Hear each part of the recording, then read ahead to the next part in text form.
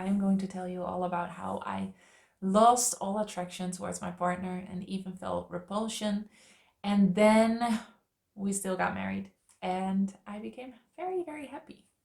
I am Pauline and I am so happy you are here because that repulsion thing really was one of the hardest things I went through. So I got a few questions about that recently. And first of all, I want you to know if you're going through that right now, if you're feeling that, just know that you can be very happy in this relationship again and never feel that feeling again.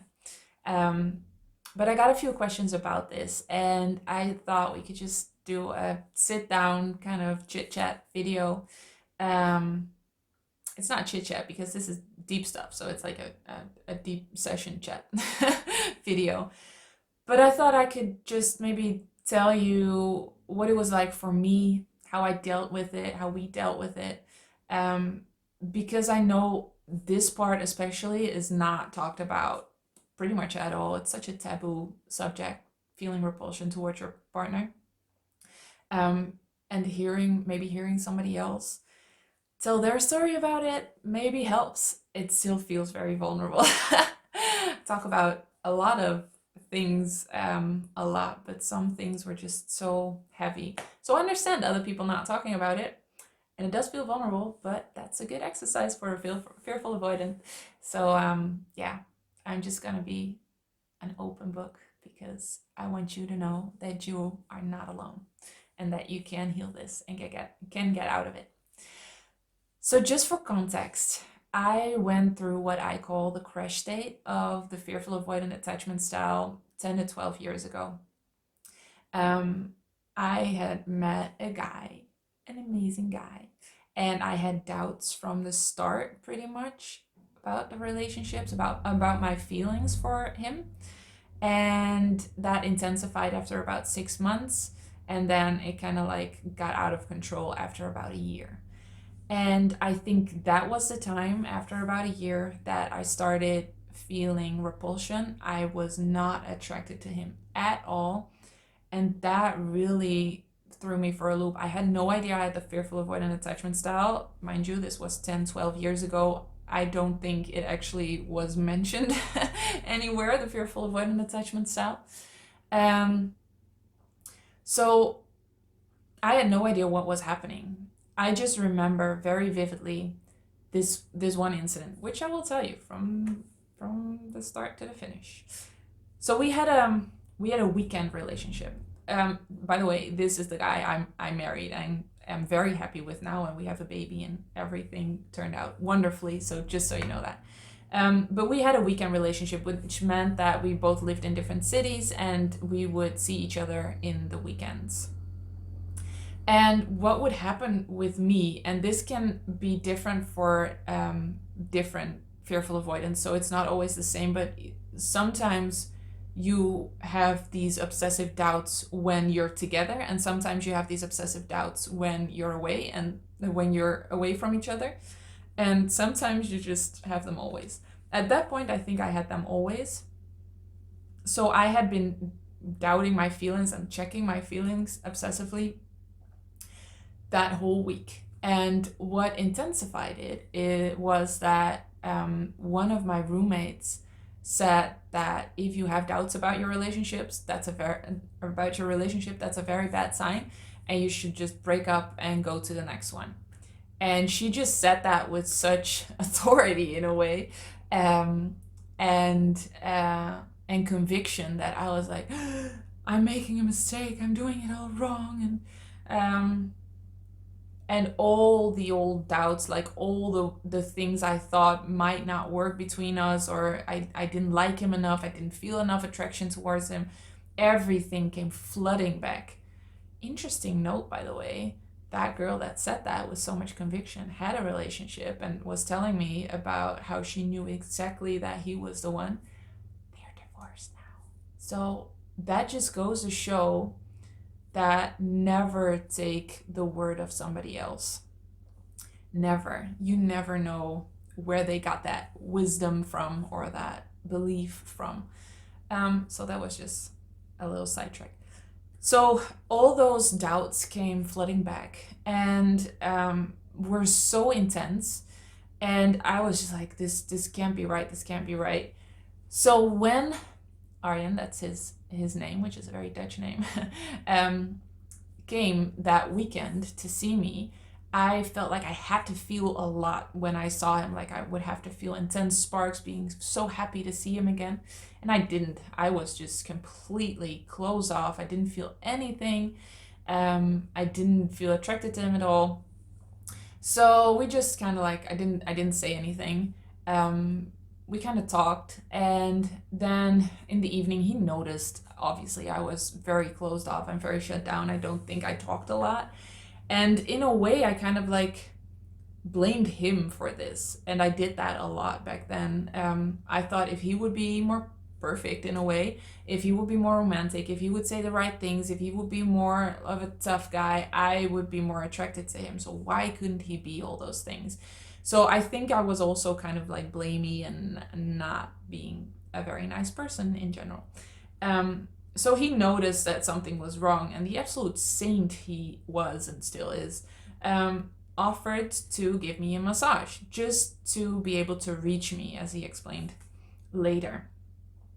And so I allowed that because, I mean, normally I love massages.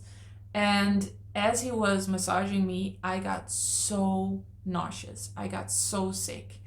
It was this wave of just nausea, and I almost felt like I had to throw up. And it was like every cell and muscle in my body just tensed up and wanted him to the other side of the world. I just wanted him away.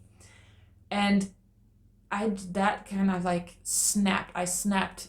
Something snapped in my head, and I was like, I have to break up with you. This isn't working.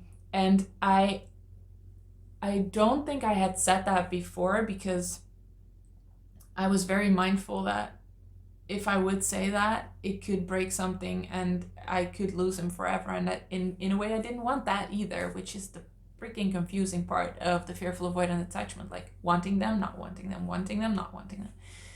But in that moment, something snapped, and I was like, this repulsion, it scared me so much that I just blurted out, I have to break up with you, being in the state of mind that it was his fault.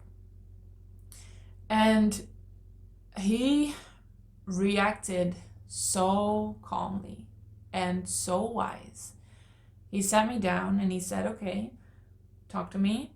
And I said, well, I just have all these doubts and that can't be right. And now I don't feel anything. And I just want you, just don't touch me. I want you far away from me. So he sat on like the other side of the bed and kept talking to me. And then he just said all these really loving and wise things about how it's normal to have doubts, and that I didn't have to commit to him completely. Not that he was proposing an open relationship, but just that like we weren't married yet. Like of course, you don't know everything yet. We had just been dating for a year. And he was like, that's so normal. So it's so normal to have doubts and to not know for sure yet. And him being so calm and so wise and such a freaking angel just completely turned things around in me. And I went into a panic attack, like a straight up full blown panic attack, where I felt like I was dying, I couldn't breathe. And I went to the bathroom because I still was also nauseous, because I all of a sudden I was so afraid to lose him. So it just completely flipped around from being repulsed by him and just not wanting to be close to him to being so afraid to lose him. And some voice inside me saying that all I wanted to do was just be with him. It was so confusing. So that led to a panic attack. I went to the bathroom. I laid on the bathroom, dirty ass student bathroom floor. But it was cold, so it kind of like kept me in my body, I think. Arjen was calling the doctor's office. It was like 12 o'clock at night. And they said, oh, she's probably just under a lot of stress. I was like, you have no idea what's going on inside of me. But yeah, that's my first real memory with repulsion. And I would love to say that it didn't happen again. It did happen again, not as bad as then, because of that first time it just scared me so much, and it made me feel like I really have to break up. This is like the end point. And then after that happened that first time, I knew that I could feel that, and then afterwards could feel that I didn't want to lose him again. So it was just adding to the overall confusion of this attachment style. And I think I had it a couple more times, and with a couple I mean a lot, because I didn't know what was happening, and I did give it too much power. So I believed that repulsion said something. What I now know is that when you are in, and this happens mostly in very stable and loving relationships, when you are in a stable and loving relationship, that is actually really scary for your fear brain as a fearful avoidant, because you are so afraid to let people come really close. And when you have not learned to put up boundaries and communicate needs, your body will do that for you. So what it will do is make you lose all attraction just so your partner won't come too close, instead of you saying, gosh, I think I need time for myself tonight. Repulsion is a more extreme version of that, and saying I need to be alone, or I need to express a need, or I need to put up a boundary. Repulsion does not mean a lot of times what you think it means. It does not mean that your relationship is bad. It does not mean that your relationship is doomed and that you have to break up, or that your partner is wrong or not perfect, or that you will never be attracted to them again. As I started healing the fearful avoidant attachment style, I got attracted to my now husband, Arjen, more and more and more, because I could embrace that safety and that stability and that warmth and that intimacy and the vulnerability that comes with it. And from that comes lifelong passion, which is awesome. So I really want you to know that even though repulsion feels so intense and so big and urgent, like you have to do something with it, that is your fear brain trying to make you break up because it wants to feel safe. And having somebody this close and this stable and this intimate doesn't feel safe for your fear brain. So it will just do whatever it can. And sometimes that comes out as repulsion. But you will notice that as you heal this attachment style, this will happen less and less until it won't happen anymore at all. And that can actually go quite fast. So I know it's very confusing. And if you dare, if you have the courage, please let me know in the comments if you have ever experienced this. And I just want to get the taboo off of it. I know there's so many people that experience this and have experienced it and are so confused and ashamed by it. Let's break that. Let's break that together. So please put your experience in the comments, whatever you feel kind of okay with sharing, just so we know we are not alone. You are not alone. We are in this together, and you are going to come out of this and you will be happy. And I have not felt that feeling in 10 years, I think. So know that this won't be the rest of your life if you commit to healing. I mean, I wish it could just be a button I could switch off for you. And maybe knowing this will help. That's what I hope for you. But if you really want to get to the roots of this, it's healing. It's healing this fearful avoidant attachment style. If you want that, if you are interested in that and you just want to get to the roots and heal it, put yourself on the wait list for my online program, which I'm developing, and I will keep you updated on that, and we will develop it together.